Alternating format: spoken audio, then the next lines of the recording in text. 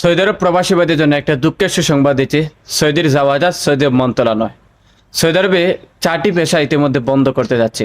এই 4টি পেশার মধ্যে সৌদিরা কাজ করতে পারবে, প্রবাসীরা কখনো এই 4টি পেশার ভিতরে ঢুকে কখনো কাজ করতে পারবে না। যারা বর্তমানে কাজ করবেন সৌদির লোকাল মানুষ, তাদের বেতন থাকবে 9,000 রিয়াল। যারা চিকিৎসক অর্থাৎ ডক্টর হিসেবে কাজ করবেন সরকারি হসপিটালে।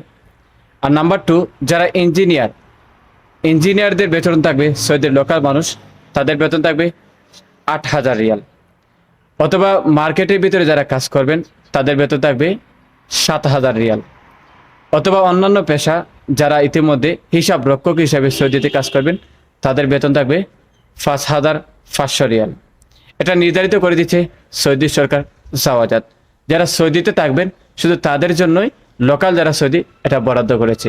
আর এই 4টি পেশার মধ্যে বর্তমানে বাংলাদেশিরা কর্মচারী নিচ্ছে না, অথবা প্রবাসী কোনো কর্মচারী নিচ্ছে না। এটা যারা লোকাল তাদের জন্য বরাদ্দ করে দিচ্ছে সৌদি সরকার, যার ফলে প্রবাসীদের এক বিরাট সংকট দেখা দিবে। প্রবাসীদের হতাশ বেড়ে যাচ্ছে।